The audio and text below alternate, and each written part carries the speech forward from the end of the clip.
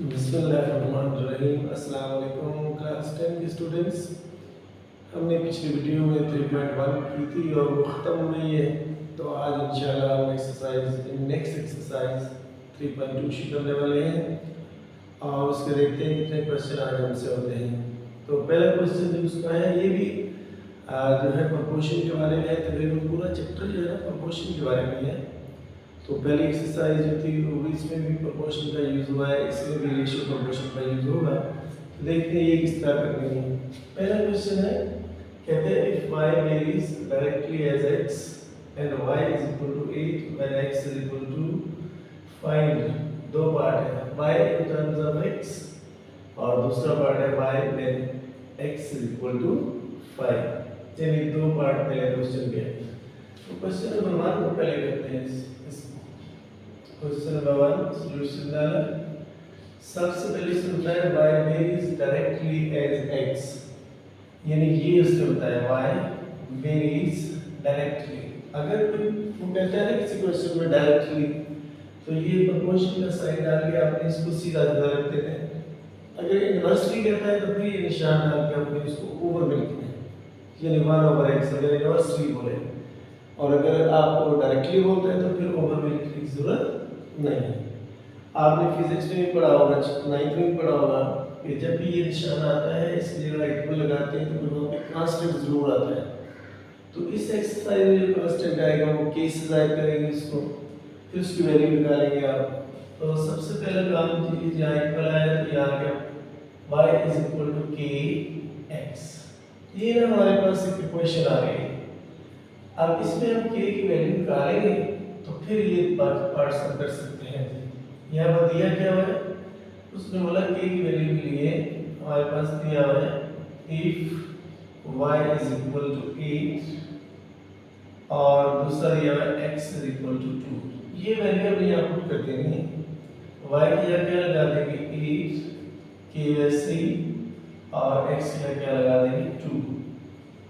अब ये 2 यहाँ मल्टीप्लाई और उधर क्या क्या आ जाएगा डिवाइड, यानी 8/2, 2 1 जा 2, 2 4 जा 8। तो k की वैल्यू हमारे पास आ गई है 4। पहला काम तो हमने हर क्वेश्चन में k की वैल्यू निकालना है। फिर इसके बाद देखते हैं क्या करते हैं। पहला क्वेश्चन, पहला पार्ट इसका कहता है y in terms of x, यानी k की वैल्यू लगा दे तो ये इक्वेशन जो बन जाएगी y in terms of x। ये y वैसे लिखा इज इक्वल टू k की वैल्यू क्या निकालनी है 4x। ये जो क्वेश्चन है ये क्वेश्चन के बोलते क्वेश्चन नंबर 1। जब आप k की वैल्यू पुट किया करेंगे ना क्वेश्चन में, तो बाकी के पार्ट्स आप उसकी मदद से आपने हल करने हैं। मसलन ये है y is equal to 4x। अब दूसरा पार्ट इसकी मदद से हल करेंगे। दूसरे पार्ट में क्या कहता है, ये पहला पार्ट लिख दिया हमने, हल हो गया। दूसरा पार्ट कहते हैं y मालूम करें when x is equal to 5। y when x is equal to 5, ये जो कुछ भी है आपने क्वेश्चन में पुट कर रहे हैं। y की जो वैल्यू नहीं दी हुई वैसे लिख दिया 4, वैसे ही x की क्या वैल्यू दी हुई है 5। तो y का आंसर क्या आ जाएगा 4 5 20। यूं ये जो पहला क्वेश्चन है ये हल हो गया। बजाय ये थोड़ा सा लंबा चौड़ा लग रहा था, लेकिन हकीकत में इतना लंबा चौड़ा नहीं है। और आपको पता है कि इस एक्सरसाइज से भी 4 क्वेश्चन आता है, लेकिन कोरोना के दिनों में आपको पता है इससे लास्ट क्वेश्चन आया था। तो आप चूंकि कोरोना तो नहीं है तो इससे 4 क्वेश्चन जरूर आएगा। यूं क्वेश्चन नंबर जो 1 है वो हल हो गया। आते हैं क्वेश्चन नंबर 2 की तरफ। सॉल्यूशन डाला, उसमें उसने ऑलरेडी बताया y वेरीज डायरेक्टली। ये क्वेश्चन से ऑलरेडी बना के दी है y directly proportional to x, और ये बनेगा y is equal to kx। अब आपका पहला काम क्या होगा, k की वैल्यू निकालना, फिर ये इक्वेशन निकालना। फिर y कनेक्टिंग वाली या टर्म्स वाली जो भी है, कहते हैं कि यहाँ पर क्या दिया हुआ है if y is equal to 7 और x भी दिया हुआ है x इज इक्वल टू 3। इनकी वजह से आप k की वैल्यू निकालेंगे। पहले y की जगह क्या लिख देंगे 7, a वैसे ही x की जगह क्या लिख देंगे 3, 3 चुके यहाँ मल्टीप्लाई हो रहा है तो दूसरी तरफ का जाके क्या हो जाएगा डिवाइड। तो ये हमारे पास k की वैल्यू आ गई, कटते नहीं है। अगर ये कटते नहीं है तो इसका मतलब इसके पहले पार्ट में हम वैल्यू लगाएंगे, इसका पहला पार्ट कहते हैं y in terms of x, यानी ये वाली जो इक्वेशन है इसमें k की वैल्यू लगाएंगे तो ये बन जाएगा y in terms of x। y वैसे लिखा कि k क्या निकला हमने 7/3 और आगे x। ये इक्वेशन हमारी बन गई 1। ये इक्वेशन जब बनती है ना y in terms of x तो बाकी पार्ट तो इसकी बेस पे होते हैं।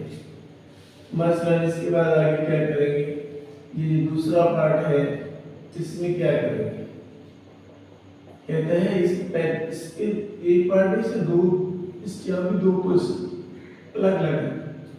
पहले कहते हैं x मालूम करें जबकि y जो है वो 35 है। ये अलग क्वेश्चन है और ये अगला क्वेश्चन है और ये वैल्यू का पुट करनी है इसी क्वेश्चन 1 में। x नहीं दिया हुआ है, y दिया हुआ है, y की जगह 35, ये 7 और 3 वैसे ले लिया और x चूंकि मालूम करना है हमने x वैसे ले लिया। अब ये चीज ना यहाँ मल्टीप्लाई हो रही है x के साथ, जब इसको दूसरी तरफ लेके जाएंगे तो क्या हो जाएगी डिवाइड, और डिवाइड के बाद जब मल्टीप्लाई लगाएंगे तो ये उलट जाएगी, रेसिप्रोकल हो जाएगा। बस मैं यहाँ लिखता हूँ डिवाइड 7 और 3 हो, उससे रिलेटेड मैं मल्टीप्लाई लिखता हूँ तो ये उलट जाएगी, ये बनेगा 3/7। 7 1 7, 7 5 35, तो 5 3 से कितना हो जाएगा 15। ये हमारे पास x की वैल्यू आ गई है। इसी क्वेश्चन में दूसरा पार्ट में कहता है y मालूम करें when x is equal to 18। ये दो पार्ट है इसमें, एक ही क्वेश्चन के अंदर ये दूसरा पार्ट जो है दो पार्ट है। पहले आपने x की वैल्यू मालूम करनी है और फिर आपने y की वैल्यू को पुट करनी है। इसी जो पहली क्वेश्चन है यहाँ पे k की वैल्यू पुट करके y in terms of x लाते हैं, वहां भी पुट कर लेते हैं इसी क्वेश्चन में। आप चूंकि y नहीं दिया, y वैसे लिख दिया इज इक्वल टू 7 और 3 वैसे ही x, इस तरह x दिया है 18, तो 3 1 3, 3 6 18, तो y की वैल्यू क्या आ जाएगी 7 6 42। तो ये जो वैल्यू हमारी आई है y की, ये हमारा आंसर है। ये हमारी y की वैल्यू आ गई है, ये हमने x की निकाली थी, ये a की। यूएस के जो तीनों पार्ट्स हैं क्वेश्चन नंबर 2 के वो हल हो गए। तो उम्मीद है आपको अच्छी तरीके से समझा होगा। आप तीसरे क्वेश्चन की तरफ चलते हैं। इसमें स्पेस चाहिए तो पहले हम स्पेस बनाते हैं इसके लिए।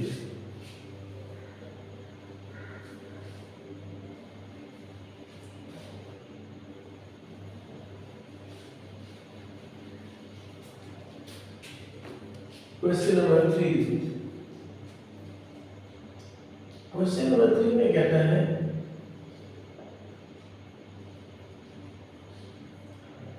r directly proportional to t। ये उसने ऑलरेडी बता दिया। ये है सबसे पहले हम इसको इस प्रोपोर्शन के साइन को खत्म करेंगे, तो इसको खत्म करेंगे तो वही कांस्टेंट t आ जाएगा। अब हम k की वैल्यू निकालेंगे पहले उसी तरह। ये पूरी एक्सरसाइज में एक ही पैटर्न चलेगा। यहाँ पर r की वैल्यू दी हुई है if r is equal to 5 और t इज इक्वल टू 8। ये दोनों वैल्यू लगा के k की वैल्यू निकालेंगे। r कितना दिया हुआ है 5, k नहीं दिया हुआ है इसलिए लिखते हैं t कितना दिया हुआ है 8।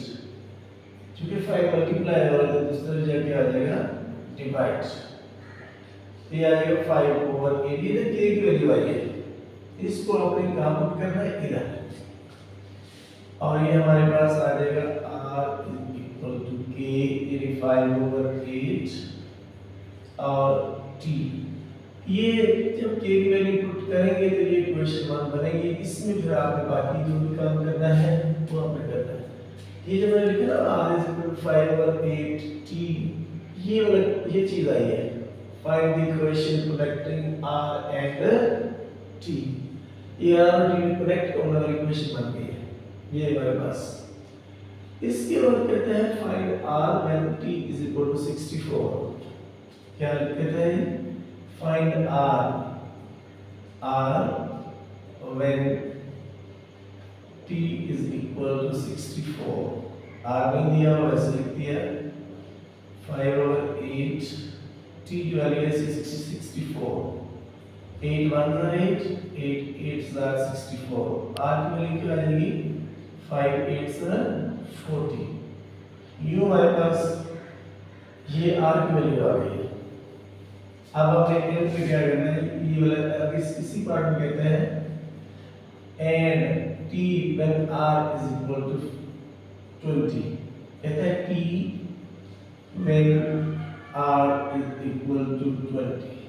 ये वैल्यू हमेशा क्वेश्चन 1 में ही आपको पुट करनी है, t की वैल्यू मालूम करनी है, r इसका दिया हुआ है 20, 5/8 वैसे ही t आपको मालूम करना है, तो t के साथ ये चीज मल्टीप्लाई हो रही है, इससे हो जाएगा क्या हो जाएगी डिवाइड, और डिवाइड की जगह जब मल्टीप्लाई करेंगे तो ये उलट जाएगी, 5/8 है ना, ये फिर उलट जाएगी, यानी 8/5 बन जाएगा, तो आ जाएगा 8/5। फिर देखते हैं करता है तो काट लेंगे, 5 1 5, 5 4 और t की वैल्यू इसका हमारे पास आ जाएगी 4 8 कितना होता है 32।